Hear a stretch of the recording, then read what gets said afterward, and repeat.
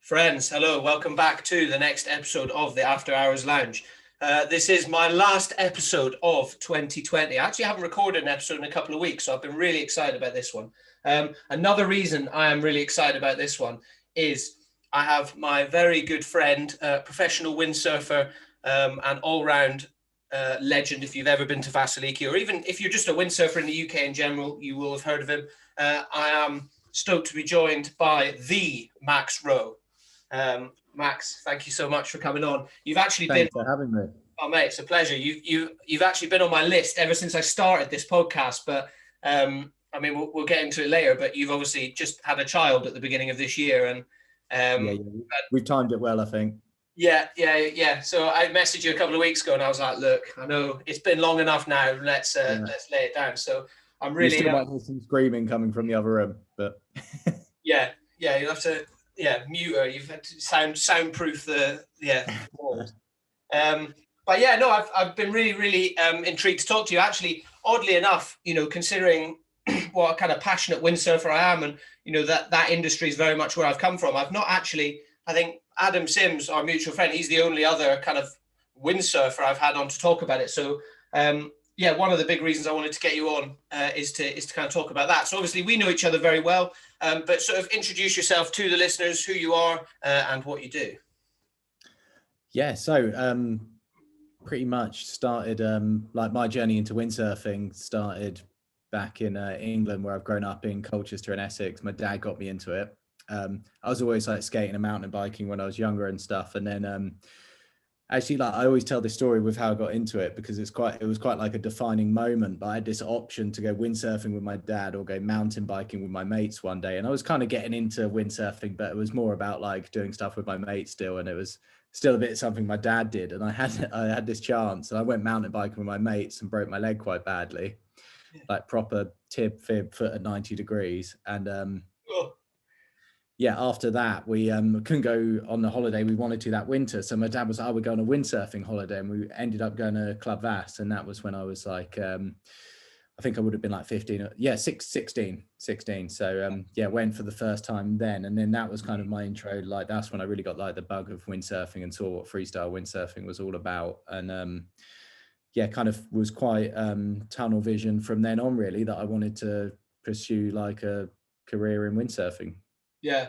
Did you obviously after that you sort of started learning and things? Did you start learning back in the UK or was it just sort of holiday stuff? Like, did you go down the whole like Team 15, which is the sort of early children's intro into eventually becoming, joining the Olympics? I was already doing all of that stuff, so I was kind of like still quite into the windsurfing like before that. But I mean, if I had the choice, it was still like doing stuff with my mates, like sometimes over going windsurfing with my dad, if you like, and that kind of all changed after that accident. And then just the following summer really got into it, with the focus being that we were going on this is the first time we'd been on a windsurfing holiday. All my windsurfing before that had been in the UK. So what did you I always find this with talented people, like was there like a real light bulb moment where you were like, oh mate, I'm getting good really quickly compared to everyone else? Like, I know you were kind of there in the golden days of Club Vass, where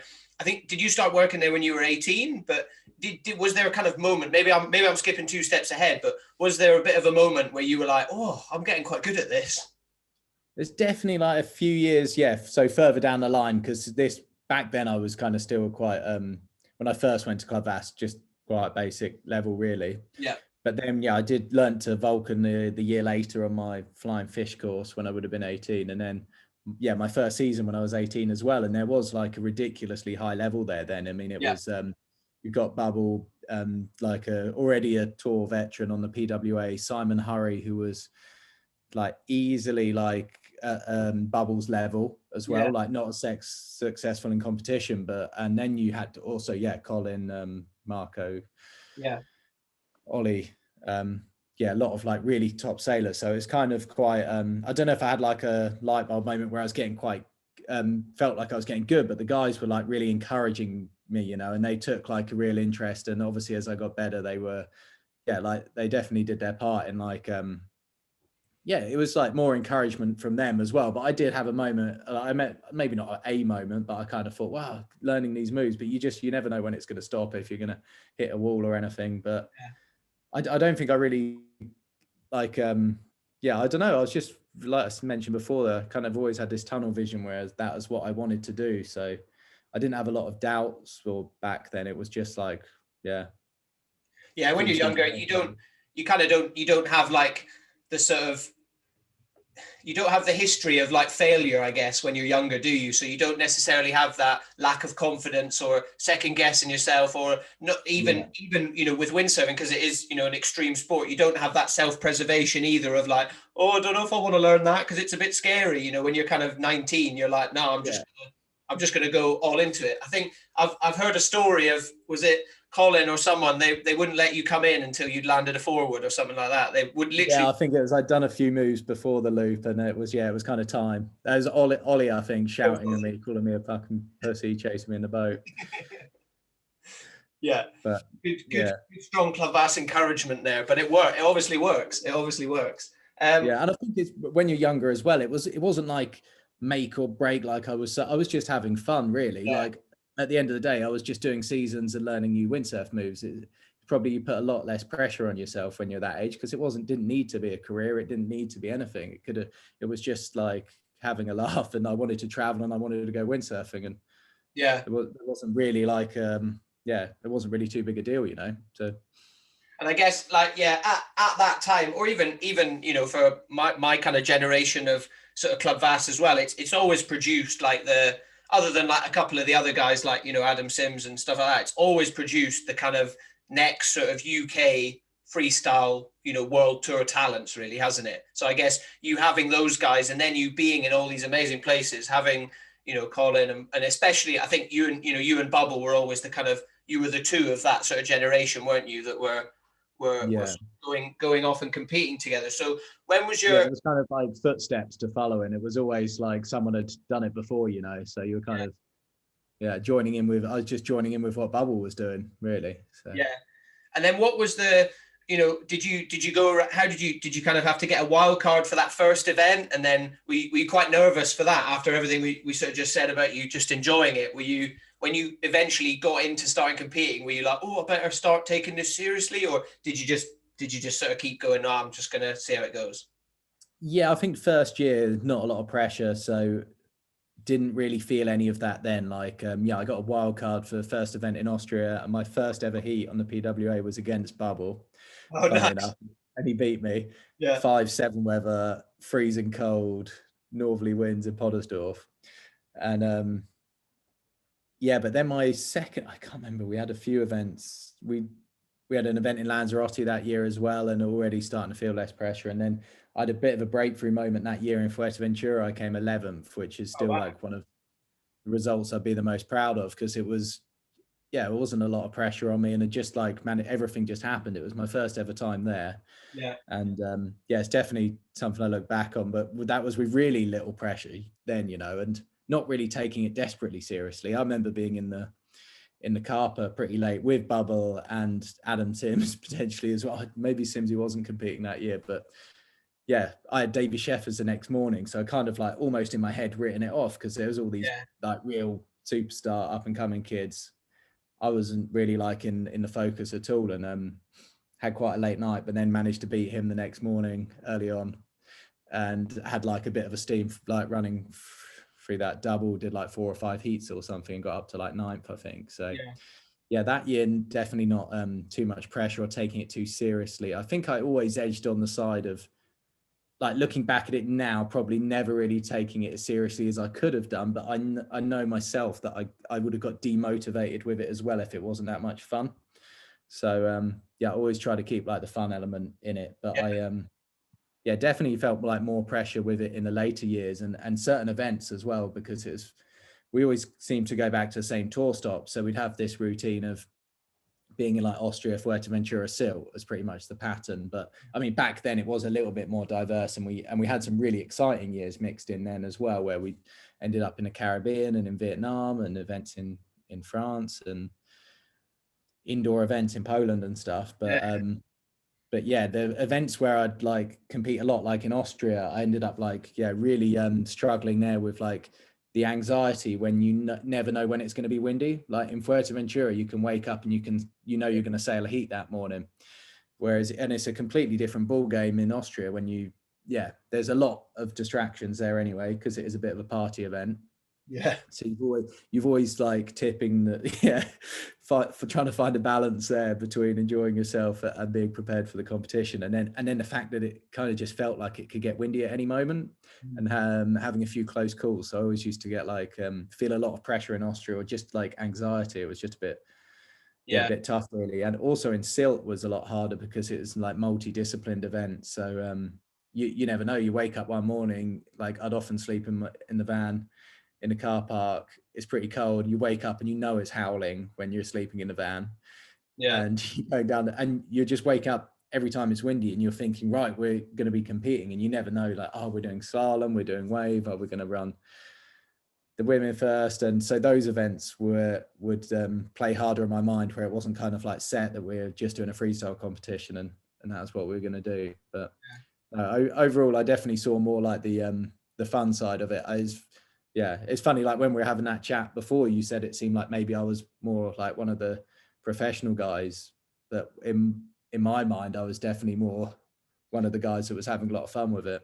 Yeah, I mean, I don't know. I mean, it's difficult for me because I've, in those earlier years, certainly we didn't really know each other. We first sort of became friends around sort of 2013, and that was when, to me, that was when you were really like hitting your stride as a pro. That was sort of 2 or 3 years in. You'd just been signed, or you'd been on Northern Fanatic for a year or two by then. But that was when you were really at a professional level. And I remember, seeing, and then obviously as I've got to know you, I just remember thinking, you, especially when we used to see you sail in Vass, you're like, oh, he's literally just doing a heat. And then you say you get 40 minutes to windsurf on your time off in Vass when we worked there, and you'd go and we'd just watch you and you'd do the same moves and you'd do it.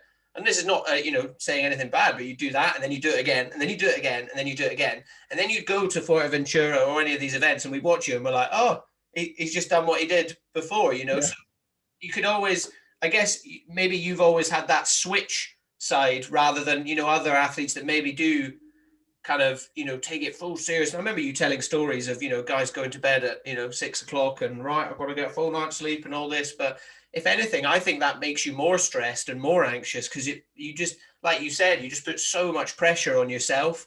Whereas maybe that's why you kind of looked so professional and chilled out, is because you were looking at it as a, actually, I'm just going to go out and windsurf and do something that I love doing, and hopefully come out well, No, definitely. It was always a bit of that. And I was always I tried it the other way as well, like being a bit more serious and, like, oh, well, I won't have a beer the night before the event and see how that affects me. But you end up just like lying in bed, like nervous rather than just chilling out. And that didn't work for me, Not saying then I needed like 5 beers to go to sleep, but it's just like keeping up with a normal routine. But no, it's funny you mentioned like the North Fanatic years, because those are probably when I felt the most pressure. Yeah, I bet. That's what I wanted to get onto. Yeah, you're dealing with like a lot more stuff within the team, because when I first got the deals and got sponsored and stuff, you're just, it's so grateful for any support that you get. And obviously it changed like the landscape for me completely once I started getting paid by windsurf brands to actually do it as well, like freed up those, don't have to go home and work in a restaurant all winter to afford like a little trip before Vass and stuff. And then you obviously want to keep that going, so there's like the inside the team politics, whereas where you need a finish in relation to other guys that are in the same team as you at the events as well. So felt a lot of more pressure in those days, I think. Yeah, definitely. And then that's kind of what I want to get to, because those of you listening that do windsurf or know windsurf, you'll know it's a fairly small industry, but it is still an industry. There are still pro athletes and like yourself, that do get paid and make a living from it. They don't, you get these national deals and people say they're sponsored and they go, right, well, actually they're just giving you 200 quid off some gear, but like you said, you were getting paid. They were flying you out to Maui every year for photo shoots, things like that. I guess, what was there a kind of, you've said there was a bit of pressure, but was it also, were you also a bit like, oh, I've fucking made it here, you know, I've done it? Or did that pressure kind of always override it? No, I definitely took the time to enjoy it. I'd say as well still. Yeah, I did. Like, especially when the Maui trips first started coming about, because that's like a dream. I still remember the moment I got the first email where I was kind of like asking the North Fanatic guys, like, what, you know, I was already on an equipment deal, and like, what's up for I was messaging with Craig, the Fanatic brand manager, like, what's the kind of next year looking like for me? I kind of could do a bit more gear. And he's like, oh, look, actually, we want to start supporting you properly. We've given you money if you go to events, and we want to bring you out to Maui. And I just remember like the stoke then as well was, yeah, very high. Yeah. Great feeling. Yeah, mate. It must be so cool. It must be, you know, it in kind of intrinsically in yourself, it must make you pretty proud. Because it's, you know, that's basically all on your achievements, you know, like physically, that you've built that completely for yourself. You know, it's not like running a business or anything like that. It's literally your kind of personal brand, and you've built it to a level where a business goes, right, actually, we're going to spend, you know, the best part of thousands of dollars to go, right, we're going to fly you out to Maui. And like, how you used to go for quite a while, didn't you? Because didn't you actually got quite into the, you know, the gear development side as well as, you know, so every year they do the photo shoots in Maui, but you used to go either side, didn't you? And sort of, Yeah, you know, kind of.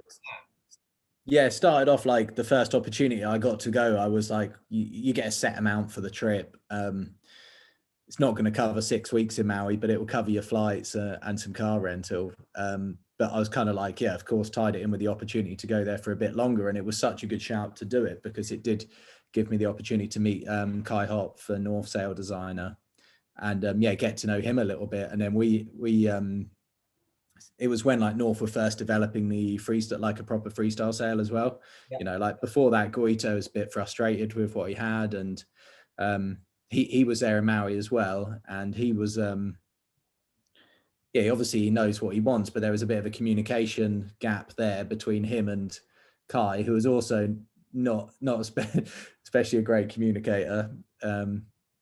So I kind of like just slotted into this role there where I was like useful, because I was kind of in between Goito and Kai, and trying to just, yeah, get the best out of the sail and what he wanted from it, really. Yeah. So it worked out well, like staying out there for a bit longer, and then that led on to, yeah, more opportunities where I got to be more involved with the testing, and then Kai would support me to come out there in the autumn months. Yeah. So I keep back saying fall, because that's what they all used to call it, the Americanism there. No, Go out in the fall. yeah. Yeah, and he'd support me for that, really, to come out and help him with the testing and with the feedback. And Goito would be there sometimes, he wouldn't. But yeah, those were amazing years as well. The times when I was doing like, it was like over 3 months a year normally out there, kind of like in 2 trips. So yeah. Always like, this is something I really wanted to get into with you, because like we said, you know, I sort of looked at your stats the other day, and you basically spent, you know, you spent 3 or 4 years consecutively within the top 15. So really good results. I mean, how big was the fleet then? Was it 42?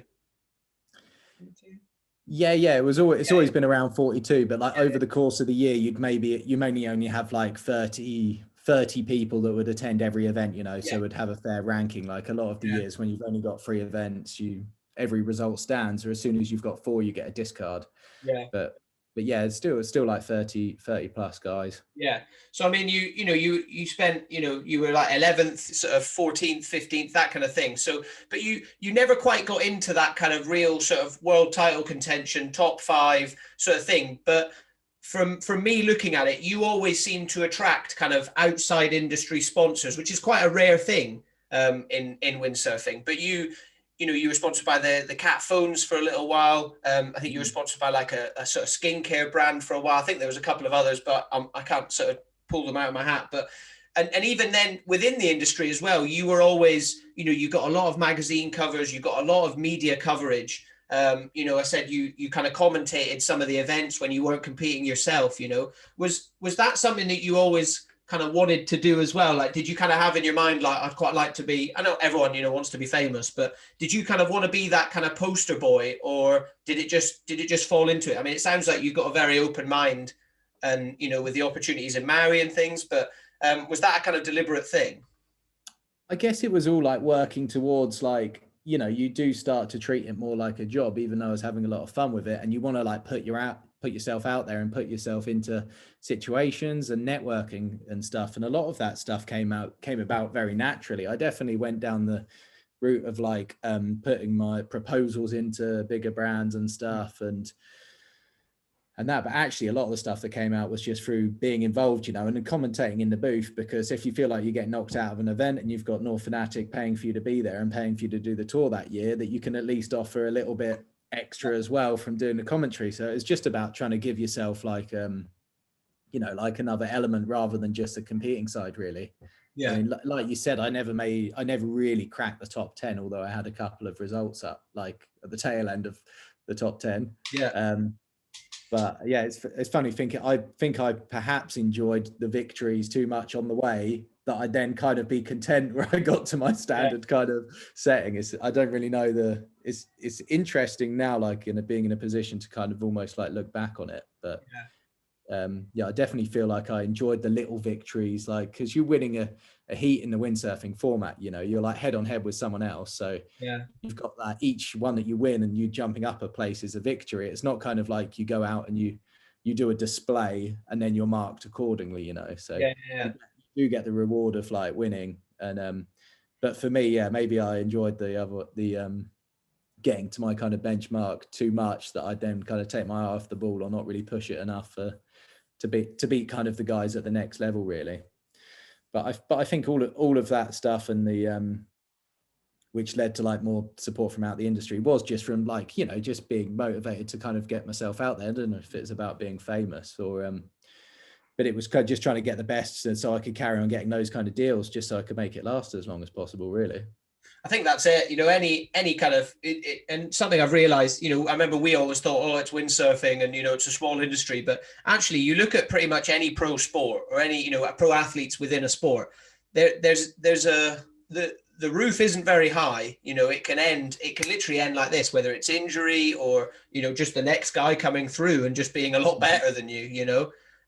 So I think you, in my brain looking at it, I mean, I remember, you know, I was a far lower level than you, but I had a few kind of sponsors back in the day and things. And I certainly remember kind of taking a leaf out of your book of just being like, right, well, just try and add as many strings to your bow as possible. And, you know, things like, you know, commentating, like I never actually thought about that, of actually North and Fanatic are paying you to be there. So you might as well make yourself slightly useful. At the end of the day, I mean, you know, I do this podcast now. I love just sitting and chatting shit, you know, at the end of the day, it's quite fun.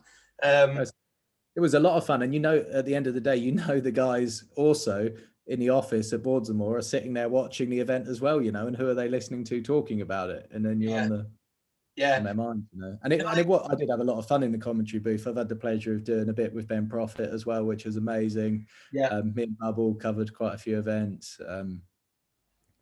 and Phil, so it's always pretty good times. Yeah, exactly. One shocker actually in the commentary booth where I was not really volunteered. I would been roped into doing it in Poland. I don't know if you remember the indoor event that happened there. Yeah.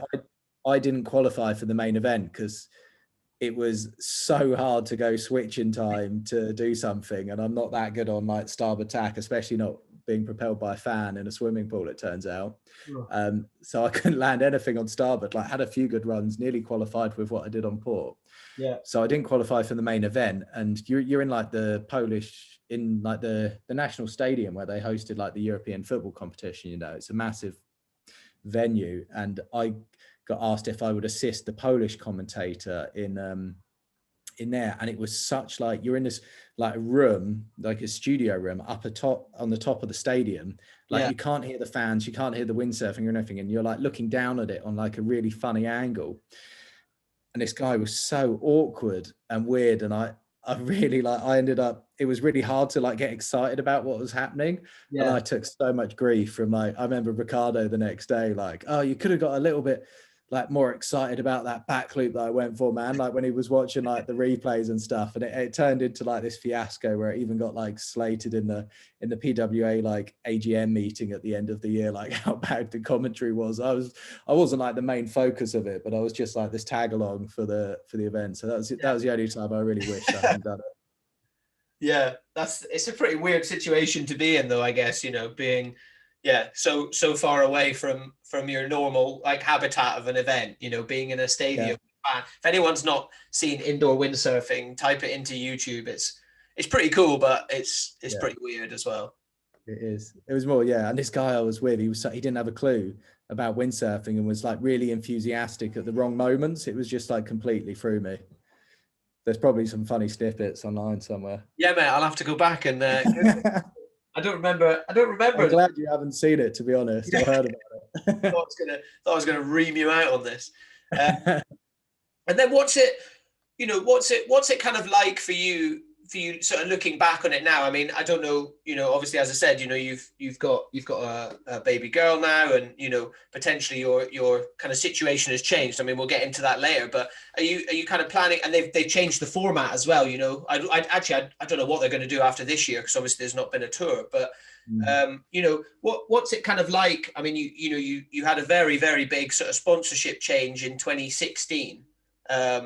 And all that stuff, what's it like kind of dealing with that, essentially, I don't want to say being dropped, but, kind of becoming a free agent and going back on the market. What's that like? That was a real hard point, actually, when I lost the deal with North Fanatic, because it was like a couple of things like piled up on top of each other. And but the way it came about was like the most disappointing thing. And I've had like comments from people like both ways, that either like other riders being like fair play for coming out and saying what I said about it. I didn't just let it go that it was an amicable split. I came out and said my feelings on it, and other people saying that, you don't want to close any doors kind of thing. Yeah. Yeah, looking back on it, I'm grateful for my reaction. But it was a tough time. It was like I was being supported, but I was always, it's always tough. You never know if you're always on a 1 year deal with them, pretty much. So I never knew if I was going to get a deal for the next year, but they'd always assured me that you're going to find out in kind of July, August, if you haven't got a deal for the following year. Now, I'd had an all right year on tour, wasn't great. I was lined up to go to Maui to do the work on developing the sails. And then I'm like, it's like a week before I'm going to Maui. My flights are all booked. I've got accommodation booked. Yeah. Then I get an email. So this is like already like well into October. And they're like, oh, sorry, we can't support you anymore, Yeah. Like just like completely out the blue, like no indication whatsoever running up to it. Yeah. And having been also in the main guy from North's office, like earlier on in the year in like March or April, and he'd kind of he'd up my deal because he was grateful for the testing work, and kind of assured me that they were going to sponsor me for another year, so it was kind of course it felt a bit harsh, and it was a tough pill to swallow, really. Yeah, I bet. I ended up going to Maui anyway, had a week on the water, and then broke my ankle. Yeah. Oh man. And so then I'm looking for a sponsor whilst I'm on crutches, sat in bed. Yeah. Saw out the trip in Maui, which was great, but yeah, it was tough. And then I'm coming back, like, and yeah, of course you can't find something like that overnight. And I was kind of so convinced that, I don't know, maybe like narrow-mindedly, I kind of saw myself on North and Fanatic forever, because of and like how it was more than like just being sponsored by the brand. I was in there with Kai, the designer, and I kind of saw it as being like, I'd be on North forever, I didn't really even think about joining another brand or looking for other sponsors or having other options. So I hadn't really like done the networking that I'd done like 5 years before to get into a position where I knew quite a lot of guys in other brands. So I was really a bit lost really for a while. But actually turned really good. And thankfully, like Simmer came along, and I mean, at that age then I was like 26, 27. So to then they came about with a 3-year deal, which was pretty similar to what I was getting from North Fanatic. So it all worked out pretty well in the end. But I'd say, even though I did have another deal come about, it definitely like knocked my confidence still. It was definitely a big blow. Yeah. Did that kind of make you, I guess it's difficult because it's kind of everything you've done has been, with the windsurfing and things. It's not like you didn't go to uni, you're not didn't go to uni in the meantime and that sort of stuff. So, and I guess because you've done all the extracurricular stuff, you're kind of like, well, I'm building a career here. And then you did go on to Simmer, and you've developed the whole freestyle line for Simmer as well. So you still got to do all that stuff. but yeah, it must have caused quite a lot of anxiety, especially with an injury as well, of going, actually, if I do get signed by a new brand, I can't, it's not like I can go and get the new gear and get them a load of media, or, start performing for them straight away. How did you kind of cope with that sort of, or if there was any anxiety, but how did you kind of deal with that? I don't know. I was pretty angry, to be honest, like really angry about it. Like, you know me, I can get a bit of a rage on occasionally if something bothers me, but normally it's quite short-lived. I'd say this was like pent up for a lot of time. I held a lot of like resentment towards the guys at North, especially about it. Like, not particular Kai Hoff, but the guys that had assured me otherwise and told me that I would get notified in time. And yeah, at the end of the day, like with Fnatic, I feel like they were I hadn't had as many promises from them. But I definitely was really angry about it. And yeah, I think, because at that age as well, like it's quite different to when you're like 21, 22 coming into the freestyle fleet. I was already one of the older guys. Like there's a lot of guys around my age, but you're looking at it also like, if you don't get a deal for the next year, that's it, and then your lifestyle's over, and then you haven't been to uni and you haven't done all this stuff, and then like just how drastic a lifestyle change you're potentially looking at, because I'm still really excited and looking forward to traveling and being involved with the development of windsurfing stuff. And of course it was a cool opportunity in the end to get to do the stuff with Simmer. I mean, it was always a bit different, the stuff I was doing with North, where you're like on location and testing. It's quite different to like getting shipped sales and giving feedback. So but yeah, no, great. Looking back now, like grateful something came out of it, and probably, and still don't regret my public outrage about like the way in which it happened with North Fnatic, really.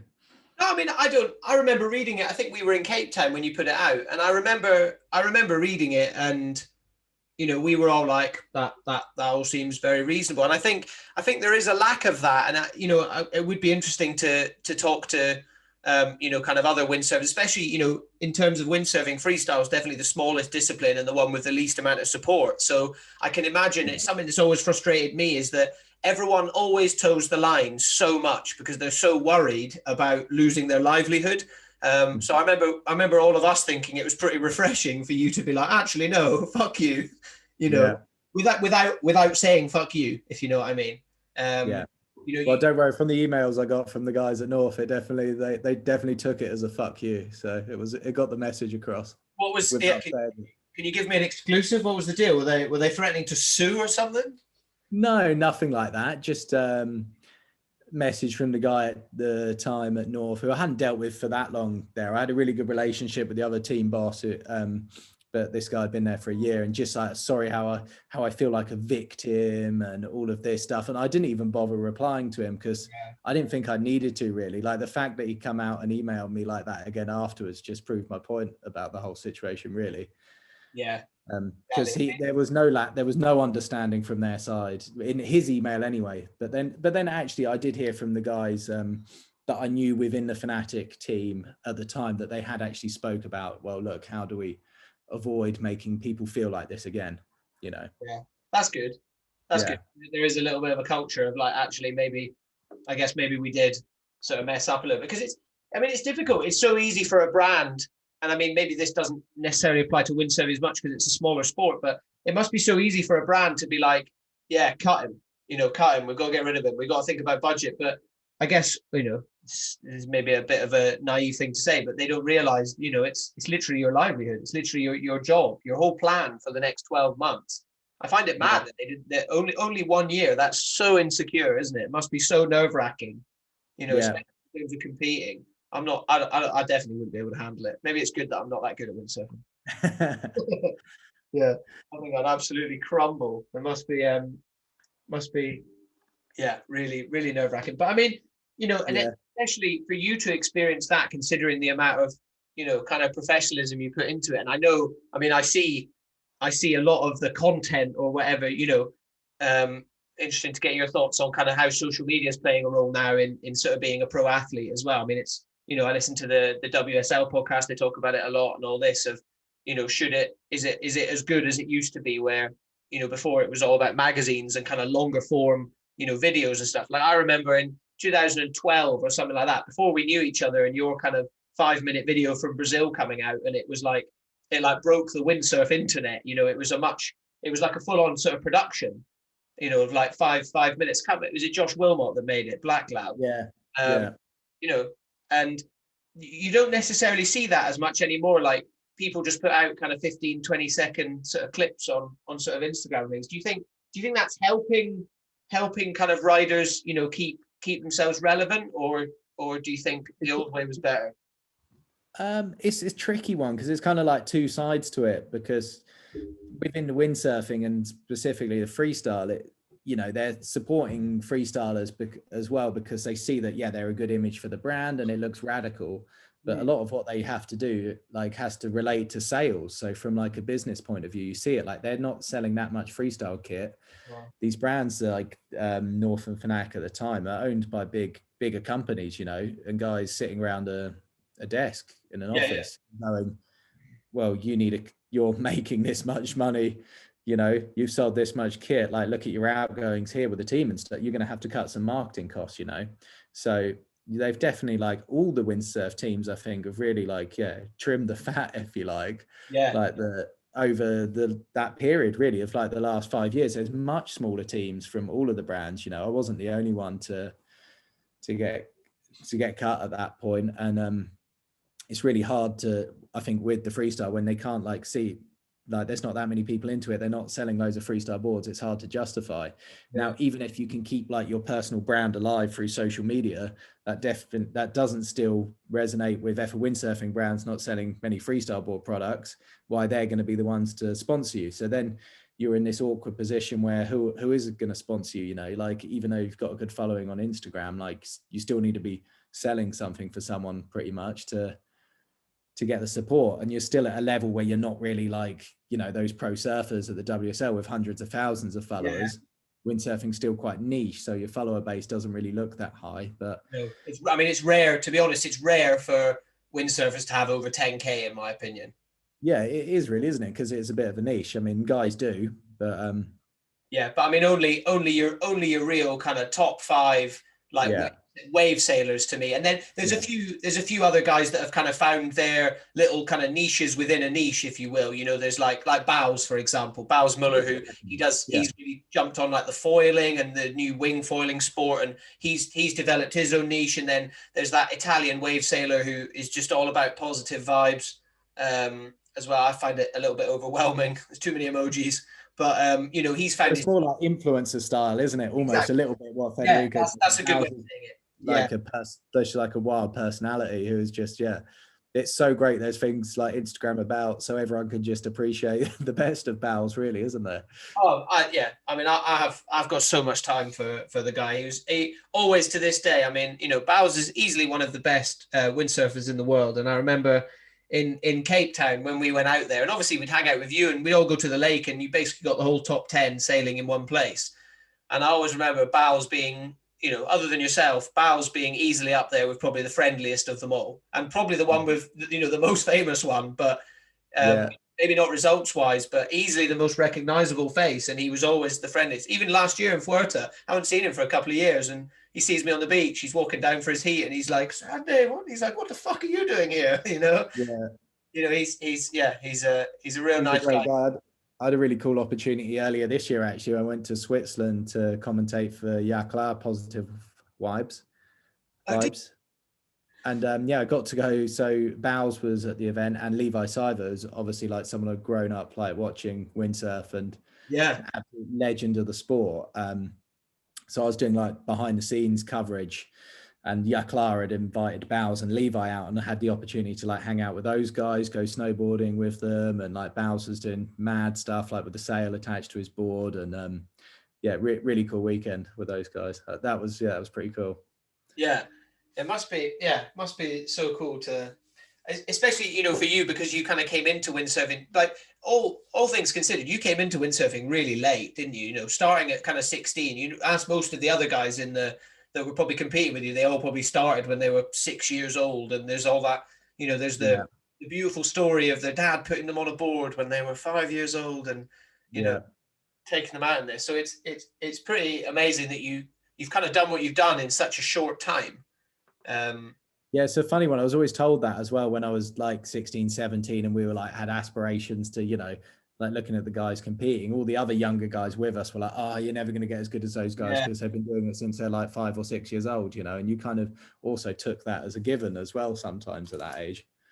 Do you think having, I mean, I don't want to get too into it, but do you think having that kind of Club VAS backing really, really helped you with that? Obviously, I remember speaking to some of the pros when we were in Cape Town, and they were like, you guys that work in VAS have a way better life than all of us. They were like, you don't have to compete. You still get really cheap gear. You get to spend 5 or 6 months in one of the best places in the world. All this. Do you think having not just the support network, but the opportunity to just, be in VAS, do you think that kind of really helped accelerate you rather than having to just pay and go on 3-month trips to places?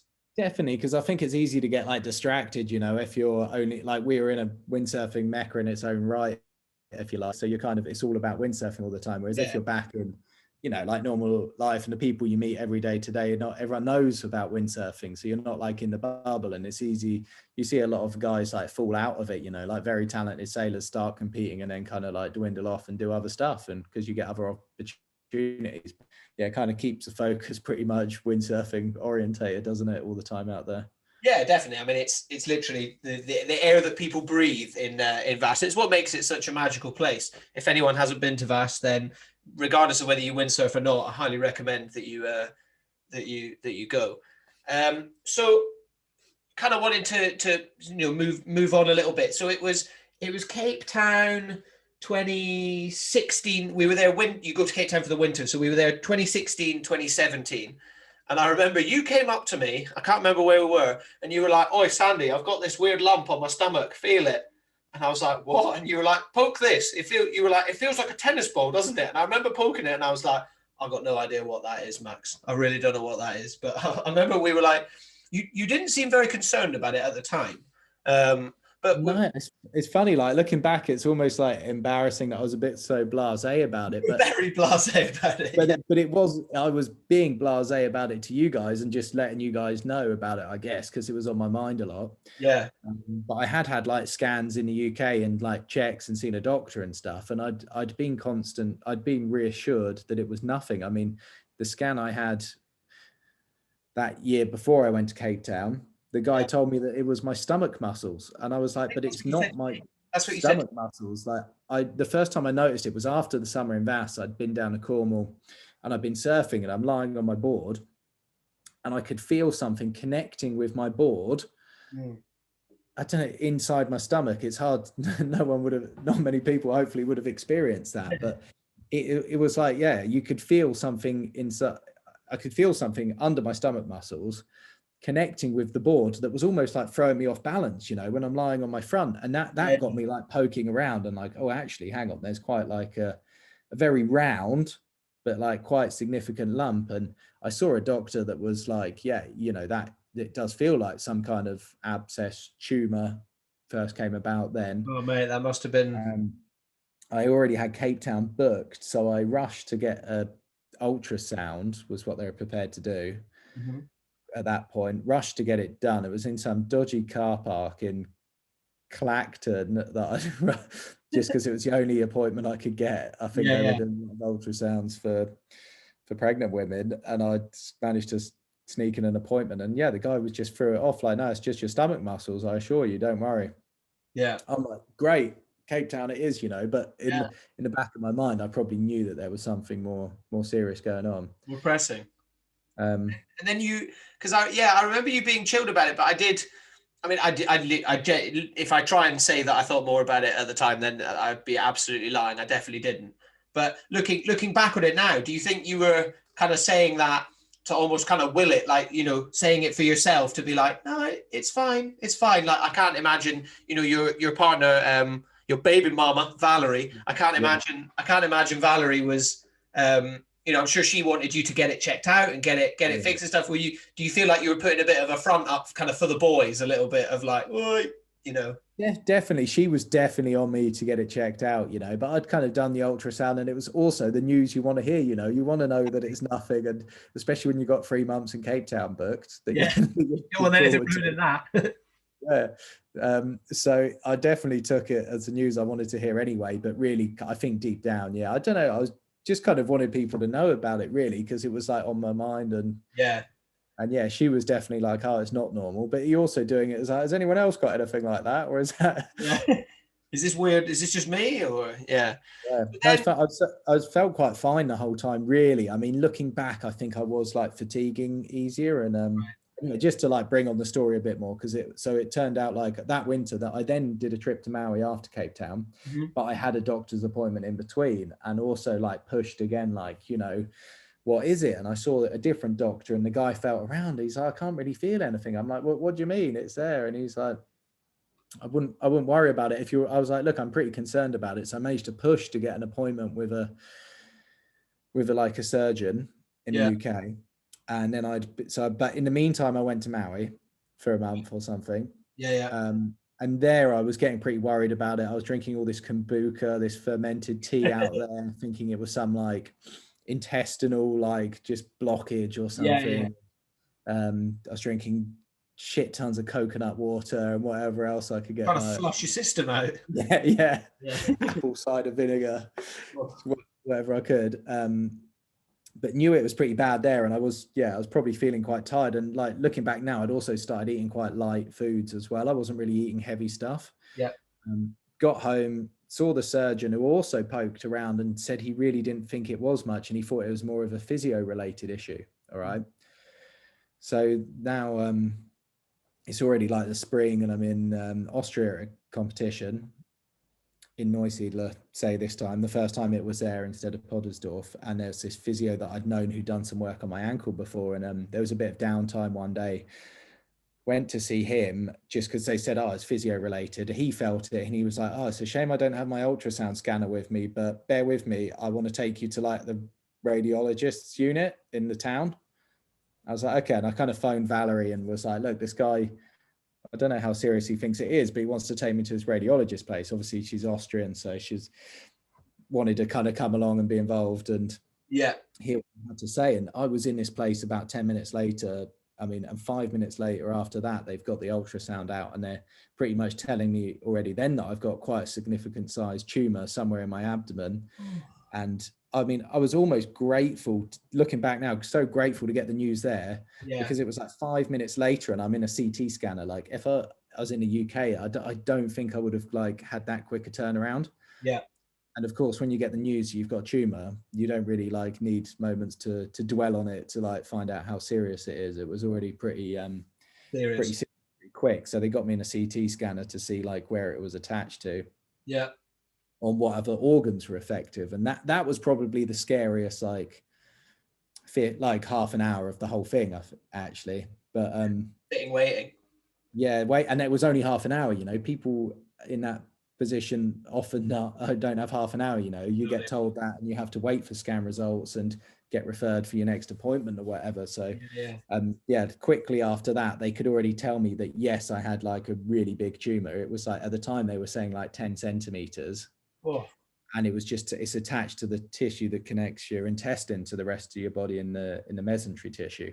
Mm-hmm. And no other organs look infected, or your lymph nodes look fine. So it was already pretty reassuring and quite likely that it wasn't cancerous, because if it was that big and it was cancerous, then it would have already been, they would have been able to see it. In trouble. Yeah. But it was still obviously a big question mark about what the hell it is, what's it doing there, and what and why, and it shouldn't really be. Yeah, you definitely need to get rid of it, kind of thing. Fuck, that must have been. I think I remember you talking about it, but like that must be up there with your kind of scariest moments in your life, of when they first say it, and then even if it's just half an hour, if anything, that makes it worse, because you're probably just sitting in a waiting room, I guess, you know, kind of twiddling your thumbs. Whereas I guess if it's a bit longer, it's kind of shit because you've got to wait longer, but you can kind of just go, right, well, I'll just, you know, go back to normal life. Maybe I can't decide which one would be better almost. I don't know, in my mind, definitely getting it done quick is the thing to do, because you can't go back to normal life because it is on your mind, you know. Yeah, well, yeah, it's been on my mind like already, like what if, worst case, you know. And like obviously it'd been a big talking point with my parents and with Valerie, and we'd all been talking about it together, and you know, and talking about trusting the opinions I'd had from the doctors and trying to live off the positivity from that. But of course I was a bit concerned that it could be something much worse. But yeah, I mean, thankfully it turned out that it was just a benign lump. It's like a desmoid tumor. Now they can grow back, and actually, like where I had it grow, it turns out is quite a favorable place to have one.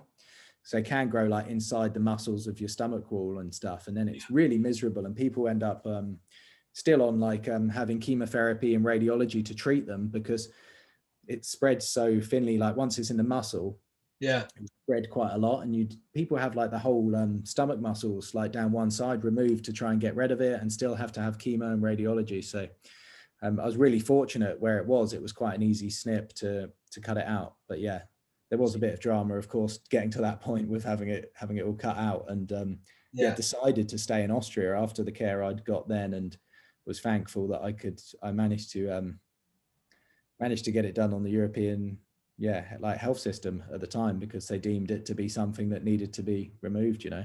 I mean, I remember, I think I remember you know, I don't know whether you announced it on social media or whether maybe I think we were in Vass by this point, weren't we? Because you were in Austria. So we'd have been in Vass, and I remember you, I don't know whether you either texted Ollie or did you kind of announce? I don't think you announced it on social media, did you? I think you maybe texted a few of us and said, look, this is happening. I think I did, like once. I can't remember if I announced it. Like I kind of felt the need to say something about it. Like once I kind of had a path in sight for having it removed, you know.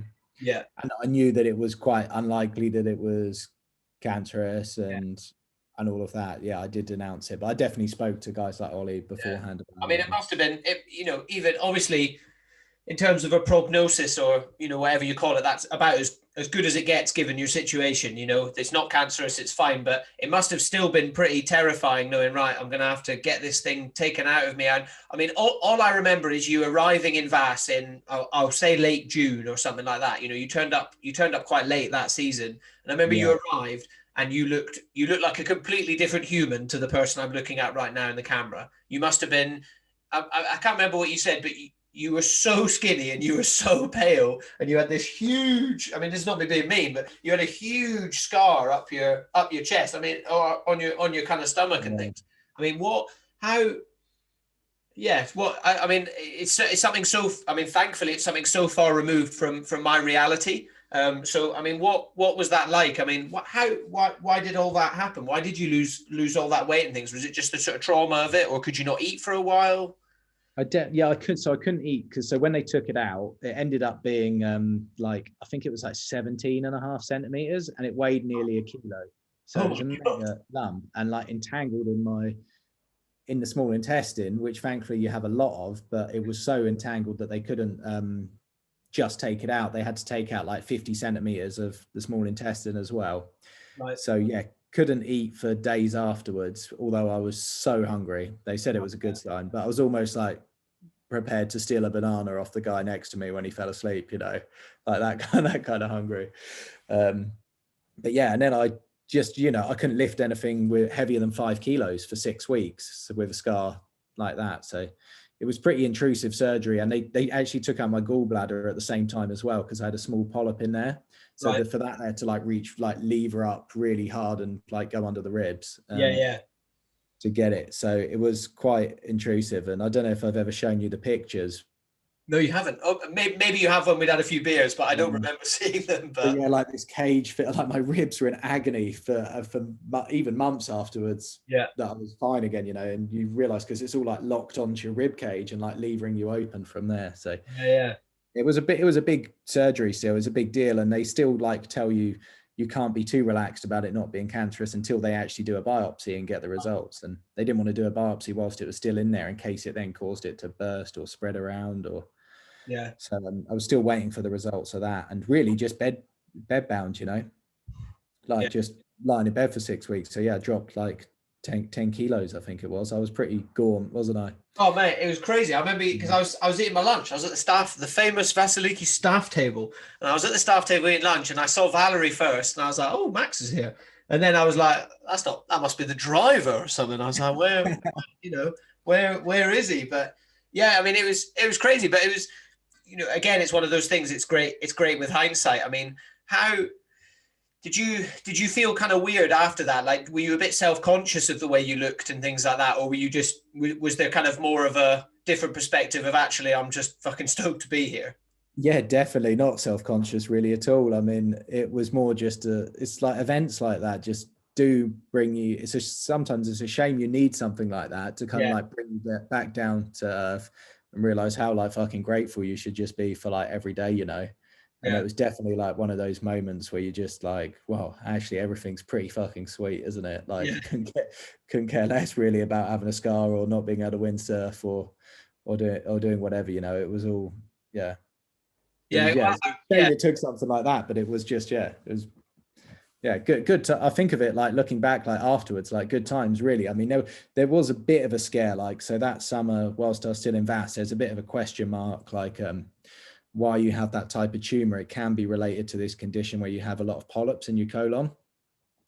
So I still had to and I decided not, because I'd had the surgery, just started feeling good, I didn't want to go back to the UK for the colonoscopy and deal with all of that in the middle of the summer. I wanted to enjoy the VAS season, so I made the call to wait until the end of the summer to do that. So I was still living with a little bit of like, because that's also quite a life-changing condition, you know, if I'd have found out I had that. So I'm still kind of living with a little bit of like, oh, I hope it's not that, but at the same time just being like, just grateful for everything really. Yeah, exactly. It is interesting you say that. I mean, in the context of when we're recording this at the end of the fucking shittest year in our lifetimes anyway, you know, and I think, you know, I don't want to talk about, you know, COVID and stuff too much, but I think that's kind of given us all a little bit of that kind of perspective that you were given then of actually how good was it just to be able to go and sit in a pub with your mates, or how lovely was it to go and enjoy a movie in the cinema, or, you know, all that sort of stuff that we've been denied this year. So I think we've all been dealt a bit of dose of perspective, and I think you're right. I think it's such an important thing to have. But often it comes out of something really shit happening, you know? Yeah, no, it does. It's just taking stuff for granted, isn't it? Yeah. And I remember you, like, I mean, there's a brilliant video. I'll put it up when I post this podcast, but one of your, was it done with Sun God, or was it just done with our friend Miles, who's it was with Sun God, and Miles made the clip from that summer. Yeah, so Sun God, who you know, it'd be interesting to chat to you a little bit about Sun God. But Sun God are a sunglass brand, and they've become really, really big. And you've kind of been there since the real early doors of that brand. You know, you're still one of their main kind of, you know, athletes today, and, you know, very much the face of the brand for looking at it, you know, for me. But they produced a clip with our friend Miles of kind of you talking about you know, this all of this that happened to you, and it was done in VAS, and it, you know, they showed the first time you went back out windsurfing again and all that stuff, and it was really cool. I guess that must have been a really great moment for you, kind of making that clip. It was it's funny because it was almost like, looking at it now, it was quite soon to be like talking about it in that light, you know, because it wasn't really like all over and done and recovered by then. It was still like very early on in it. But at that point, you know, you're quite emotional about the whole thing, because then you're really like feeling that perspective pretty hard, you know, and just grateful for family and people around you and all your mates and stuff. So I haven't watched it back for quite a long time, but those were special moments. Like, I remember the first session, and I think I windsurfed like around my birthday that year for the first time. I swear in my brain, I think it was your birthday. I can't remember. I think you just went foiling, didn't you? I think. No, I was on maybe I did go. I think I was on a 4.4 and a blast 100 though. And no, you were. That was it. Yeah, that was it. I was going to say you definitely weren't on your freestyle kit. I remember that. No, I couldn't let myself. But yeah, actually, I remember you said to me, you were like, I'll just do a shaka. I won't be able to not do it. Yeah, because I could, but actually I couldn't have done it. It was really good not to, because the stomach muscles take a long time to heal, you know. I tried to do a few chop hops, but I just couldn't lift my legs aggressively enough. So no strength there to even pull my legs up, really. So it was already a push to be windsurfing, I think. Yeah, but I did try and do my best to take it easy for a while with that one, because I'd had enough injuries, so I'd rushed back from that had gone the other way. Yeah. Well, I mean, and then, at the end of the tour that year, which I think is, sort of a very, end of September, early October time, you ended up actually competing in the last event of that year as well. So I think you kind of rounded it out quite well, I suppose. No, yeah, it went all right because I had the colonoscopy booked for like the week before I was going to Silt to compete in the final World Tour stop, and yeah, it was like still like, also in my early years with Simmer, so they supporting me. I'm on a 3-year deal, and then all of a sudden I've got this serious condition potentially, and couldn't attend any events, and so I really wanted to do Silt. I felt a bit of pressure to do it, and I had the colonoscopy a few days before I went and got the all clear and all good from that. So managed to go to Silt on a bit of a high that it was all good really, and I was just going to get 6 monthly scans, but even if it did grow back, it was going to be like a watch and wait kind of thing. And since then it hasn't grown back, but even if it did, like in the past, when it was growing, I wasn't in much pain, so I was always quite fortunate with it. So no, that's good. Yeah, no, it's interesting. It's kind of compounded on top of that. You're almost, I don't know, you were a bit worried about like what we were saying earlier about your career of like, fuck, are Simmer actually going to turn around and say, look, we really like you and everything's great, but you're not exactly doing much at the moment. It's cool that they kind of kept you. I mean, it would have been pretty shit if they'd got, if they'd canned you because of that, wouldn't it? But it would have been slightly different circumstances. I think you could have had a bit of a go. Yeah, definitely. So, I mean, moving on to a slightly less, but still very concerning health issue. And it's something that myself and both you struggle with. And it's definitely a bit of a taboo subject. I talk about it a lot. And that is losing your fucking hair. And I talk about it a lot. I want to talk to you about it. We've had a lot of banter about this over the years. Anyway. We've had a lot of banter. Me and you have both done Speed Week for a few years with a guy called Dave White, who's an absolute titan of the windsurf industry, both literally and figuratively. Sorry, Whitey, but he's a real legend. He actually suffered a stroke a few years ago. But he's a real hero, and he's an sort of world speed record holder, and he does a thing in Vass every year called Speed Week. And me and you always used to do it. And I remember there always used to be the joke of like, "Oh no, I didn't want to go faster than you. My hair was going to blow off." Yeah. No, I think it's good that we've been quite open about it. But like you say, I've definitely I've had harder times with it than others. Yeah, well, definitely. I think it's one of those things. The big thing for me, and I mean, you've always had long hair. I mean, I had long hair on my first season at Club Vass, and then I cut it all off. I don't really know why I cut it off, but then I just started having. I always had kind of medium short hair, we'll say, and now I gloriously rock a buzz cut, which breaks my heart every day I look at it, but I'm getting used to it. I'm still hanging on to the long hair, mate. I'm still. Yeah, so we've both gone down two very different routes with it. You're still holding on, and I'm not saying my one's better, but I've shall we say embraced it a little bit more, whereas you're sort of holding on to it. But I think getting into like the actual psychological thing behind it, and I think for men that it's not happening to, and for women, I genuinely don't think they quite understand. Like for a while, it really like beat me up. I think it was 2017/18 before I shaved my head and had the buzz cut. Since then, I've kind of made peace with it. And actually, a lot of people are like, do you know what? You actually look, you really suit that hairstyle and all this. So I'm like, well, it's not going to look any different when I'm bald then. But I think before that, it really kind of beat me up. And because I've always had this identity of being a windsurfer and, surfing, I've always had a tan and all this stuff and all this. I was kind of worried of losing that because suddenly I don't have this beautiful head of blonde hair anymore to go along with it. I mean, is that something that you kind of, is that the bit which you've struggled with, or definitely feel like it's kind of like an identity thing, don't you? I've always had quite like sticking out pointy ears as well, so it's like a great way to like shield those things from the sun as well. Wing nuts take the edge off them getting burnt at the back and the top. So it's been good for that. But you do feel hard done by, I'd say, has been my feeling with it. And when you look in pictures, it's like, especially windsurfing and certain angles of pictures you see, like when I look at myself on like some of the Fanatic offshoots from 2016 in Maui, even compared to like the year or two later, like how wispy it all of a sudden gets. Like there's not a lot of hiding it when you're in the water. No, especially when you start to get a little bit sunburned through there as well. But dude, I have to put sun cream on my head now. Yeah, I've managed to get a little bit of life back with the old regain. Yeah, you told me about this. That's interesting. But I read a thing saying that it apparently it only lasts for it's only effective for 5 years. Yeah.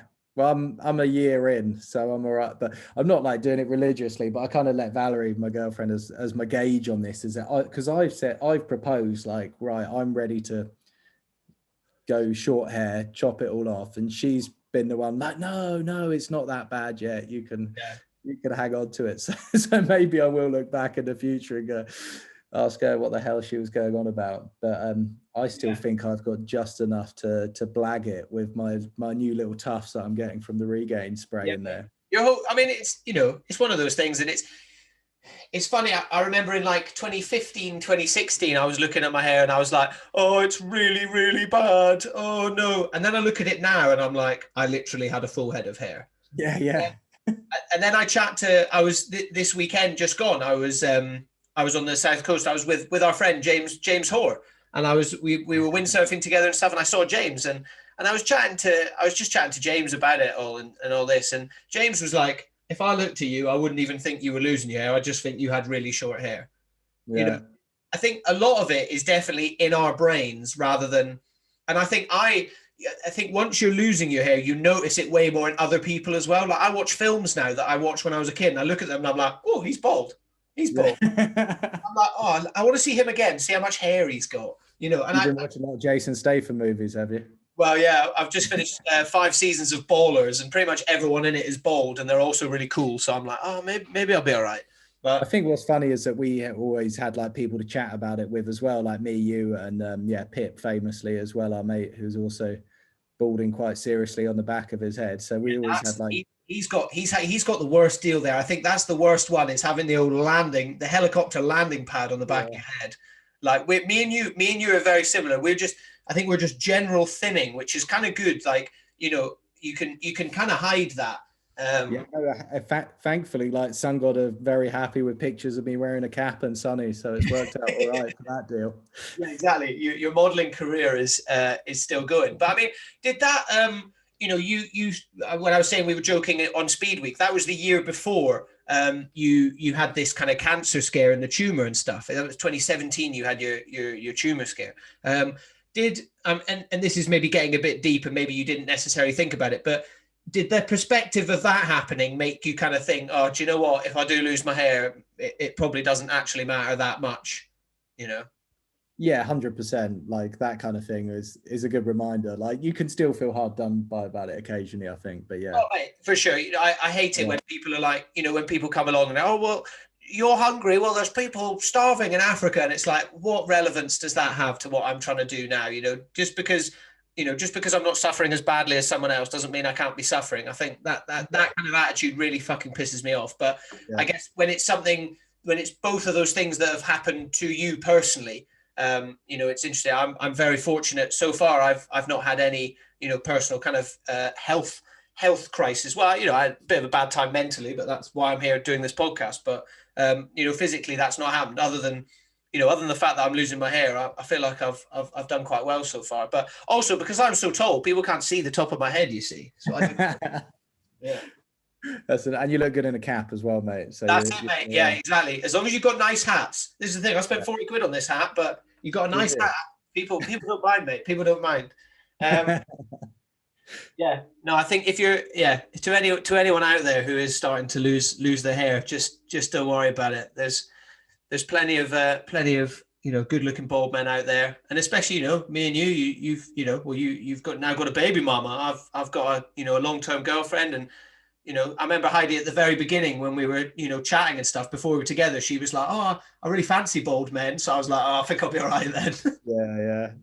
Yeah, you've got it. I think that having that as well, that kind of relationship security, like I think I would have been more bothered about it as well. Like if I was looking at the prospect of dating life, if you like, with the going bald as well. But I think it is something you kind of come to terms with. I've been quite lucky that it's been a gradual kind of fitting, so I've had a while to get my head around it as well. Yeah, me too. I mean, and there is a big stigma attached to it, but I think generally, from what I've found, the people that care more about it than anyone else is yourself and other men. Women do not give a shit. They really don't care whether, and as you said, luckily we're in relationships and stuff like that, but usually women don't care. If anything, they probably find it attractive. But you look at look at our friend Ed, who has the most fertile head of hair I've ever seen on a man, Yeah. And I'm like, can I just have like a little bit of yours, please? You can't help be a bit jealous, can you? Especially when it grows so well still, like anywhere just as set from that like top front bit. That's a painful bit, isn't it? Yeah, as soon as you get an island anywhere, you need that's when you need to start thinking about taking maybe the comb over will come back into fashion though. You never know. That's what I'm waiting for. Yeah, I do. Yeah, I have watched a few like period movies recently of the comb over. Yours isn't quite a comb over yet. You've still got a bit of, you're not combing completely from one side to the other. So I think you're all right, mate. I think you're all right. Yeah. Cheers, mate. Yes, mate. Okay, I'll keep you updated with how it goes, but I'm hoping to keep it going for a little bit longer. Yeah, mate. I think you've got at least another year. But I think once you just for the sun protection as well, I'm like, otherwise I'm going to be in one of those bucket hats with a chin strap on. Oh yeah. You have a slightly paler complexion compared to I tan quite well. You're not much of a tanner, are you? So no, I'm a bit pastier. Yeah, you are. Kind of last sort of subject I want to get into before we do the sort of quick fire stuff. Going on to something. I said at the beginning, you've become a dad this year. Yeah. First of all, congratulations. I've met Lola. She's lovely. She's already got more hair than you. But yeah, I've heard that one a few times. Yeah, I think I've said that one to you a few times.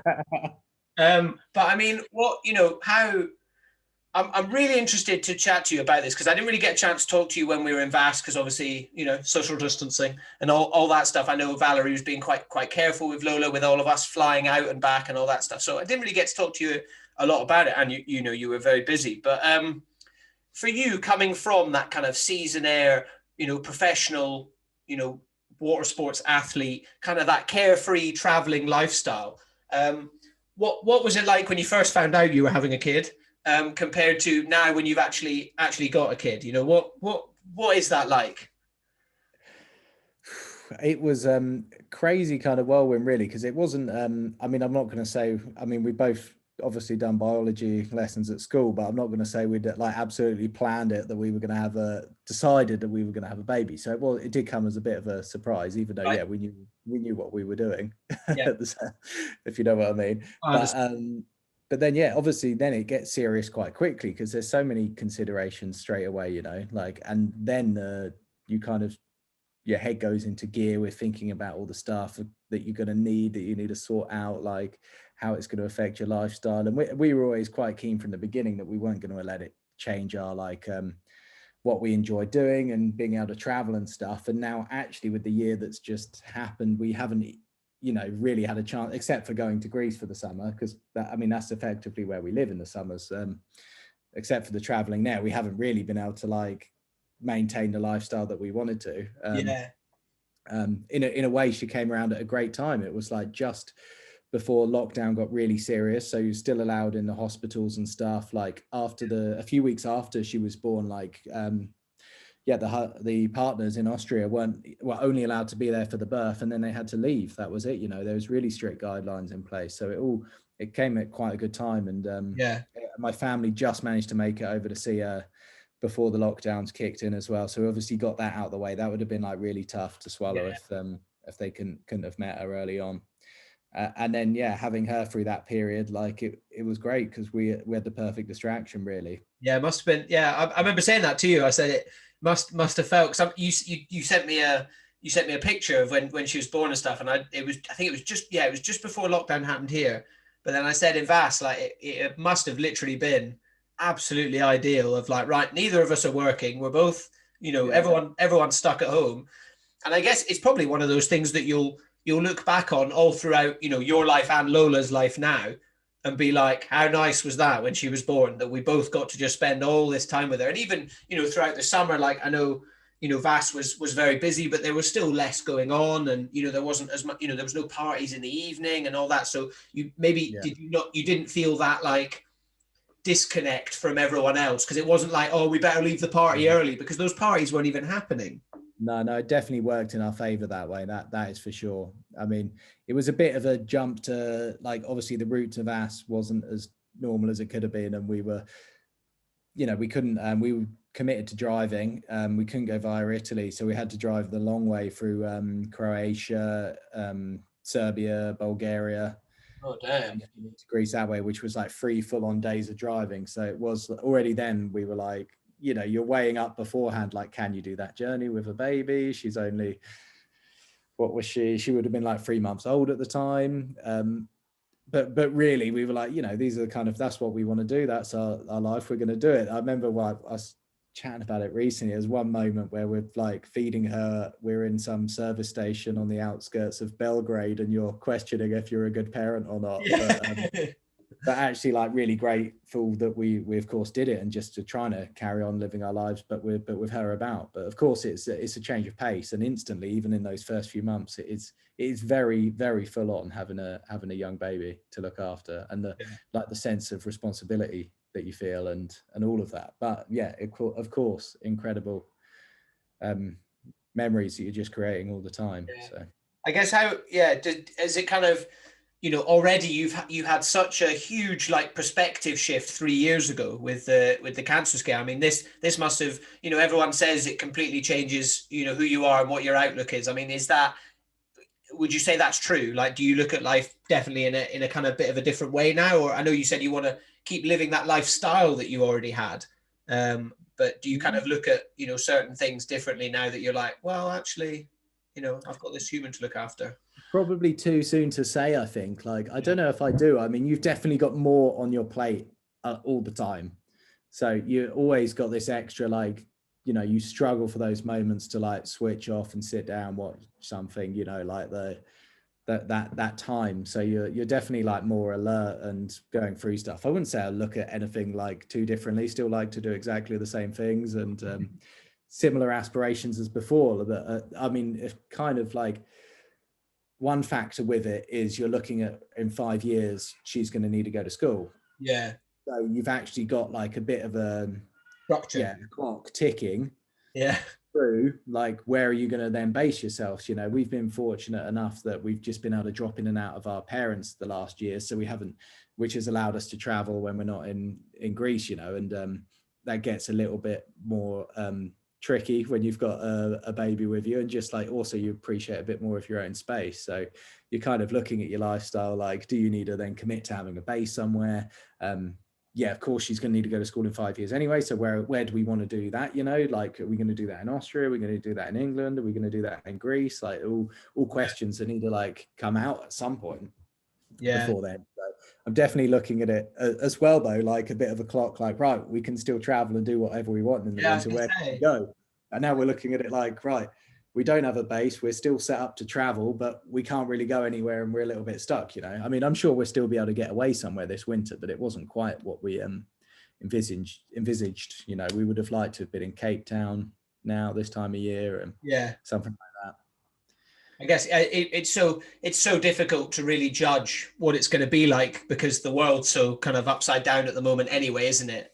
You know, it's kind of good and bad bits, because you can't really settle into life like as a 3 anymore at the moment, can you? Because you're still kind of unsure of what that life is going to be like, you know? But it must, a lot of uncertainty, isn't there? Yeah, I mean, but it must be crazy. I mean, you're, you know, for my sort of, you know, generation of people doing seasons and all that, you're kind of the first one that's had a kid. So I've been, you know, myself, and I'm sure, you know, other people as well, have been really kind of intrigued to know, like, you know, just sort of what it's like to go from, you know, pretty much the most carefree lifestyle there is to suddenly, fuck, I've got this thing I need to look after, you know, all the time. But actually, I guess it's interesting what you say about, you know, you kind of know in 5 years, and you can kind of look at that, you know, negatively and positively. You know, it kind of, like you said, it gives you go, right, actually, we've got 4 years to go and do everything, we wanted. Let's take her to Maui. Let's go and, anywhere. And then you kind of start, that next chapter, sort of whatever it is. So I guess it's kind of nice in a way. So I know some people like it, some people hate it, actually having like a bit of a plan and something to, move towards. It's definitely given us like a bug that we need to get on with it and do some more traveling whilst we're free, because until she needs to go to school, we are actually pretty free still. There's a lot of like how I think people are scared of like how much routine babies need and needing this and that and a set spot, but we were always told by a lot of like similar minds and people that we've been got to know through Clavas that have had kids, that actually they just they need their parents to be there, and then they can actually be wherever, as long as you're looking after them and they're with you, then they're going to be great. So it was like reassuring to connect with people as well that we knew that had kids. That must be nice, because I guess there must be a bit of like did you have that kind of confidence thing in the start of like, fuck, can I actually do this? Or were you like, nah, you've always been quite I don't want to say like super confident, but you've always been pretty sure of yourself, whether it's like we chatted, whether it's your windsurf career or anything, for me, knowing you've always seemed really sure of yourself. Do you think, did you carry that into, having a kid as well? Yeah, definitely. I mean, obviously you have doubts like anything, but really the overwhelming side of it is, well, holy fuck, you've got to do your best now. You've got absolutely more than ever, you've got to be confident. You've got to make it all work, So exactly. That definitely drives a bit of pressure onto yourself as well. But it was, mostly like a whole like exciting kind of process, and it gives you like a real sense of purpose as well. Well, that must, especially throughout, it's something I say on a lot of the podcasts, especially throughout this year. I think the reason a lot of people have suffered, mentally and things is because they have a lack of purpose, and I think this podcast in a way has really, really saved me this year, because whilst my work has been really up and down, this podcast has been constant. Like I've done at least one episode a week, pretty much every week this year, so it's same thing, obviously my podcast, I'm not comparing my podcast to your child at all, but no, but you know what I mean? Having a focus, exactly. I think that's really, really valuable, and really, really, really, really great to have. Just grateful that you don't have your focus at 3 different periods throughout the night, 2 a.m. and 4:30. I mean that sounds like the worst bit. I mean, I do like my sleep. I even find myself getting frustrated at the moment if I need to get up and go for a wee in the middle of the night, let alone go and change a child, No, we've been very lucky. She slept through like the whole summer we were in Greece. She was sleeping like through the night in her bed, so we got it pretty lucky, really. It's changing a little bit now, and with the teething and everything, it is adjusting. We're definitely awake a lot more. Not for too many extended periods, but I think it would have been a real struggle this summer working like the season lifestyle, and then I'm not saying it's a mega stressful or busy job, but it's just full on when you're like 6 days a week, you're in the sun. It's not necessarily full on. This is something I've said in I did a podcast with our friends Laura and Emily, and we chatted about seasons and stuff, and something that always really fucked me off was people going, when are you going to get a real job then? And it's like, well, you don't quite appreciate, if you're saying that to me, you really don't appreciate how much work we all actually put in for you to have this lovely holiday, and it's maybe not the most serious job in the world, but it's definitely full on. And I think, I think it's almost really great that you had this year where I know you had a lot less staff, but there wasn't the big parties. You weren't planning all that sort of extracurricular side of it. You could very much get in, sort of do your lessons, all that stuff. And in the evening, you're like, right, I've got this time. Yeah, no, that was great. But you're still like, on top of those full on days, I'm up like at 8 o'clock in the morning. Valerie's teaching Pilates twice a week. So you're doing all the prepping, all the stuff for the day, like every day before you're going to work. So you're full on for like 2 hours afterwards. And of course, all the extra stuff in the evening. So if you then were not sleeping on top of that, it would have been like, it would have been really tough, I think. And I'm just someone that if I'm not sleeping, then I'm just going to be getting frustrated. I'm going to be taking it out on people. So I was really grateful that I didn't have any of that. Yeah, definitely. Yeah, no, it's super. Yeah, I think it's there's good and bad bits, I suppose, isn't there? The bad bits, I'd say the good far outweighs the bad. I think Challenges. There's challenges. That's a better way of saying it. That's a better way. It's very full on in its own right. You know, there is a job, mate. Full-time job, isn't it? Yeah, it's crazy. So to kind of finish up, then I've always got my kind of few questions that I like to sort of ask my guests. So where is your happy place? So you've done a lot of traveling. Click your fingers right now. Where are you? Vasiliki. Yeah, nice. I thought you were going to say that. Yeah, every time. There's a few happy places, but that's the overriding one, I think. Yeah, I mean, I've said it on pretty much every podcast when I ask someone this. It's also, to be at that beach bar after a day of windsurfing with all your mates. And there's nowhere better on this earth, in my opinion. Yeah. It's pretty special, isn't it?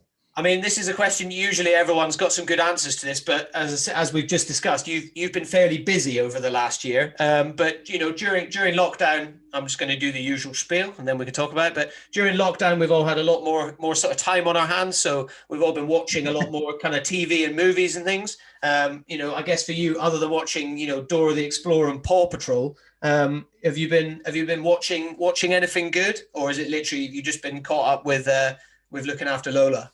I'd highly recommend the Wheels on the Bus Coco Melon edition that is on YouTube. It's only 3 minutes of your day. Right. You can watch it up to 10 times, and it is very catchy. Yeah, I bet.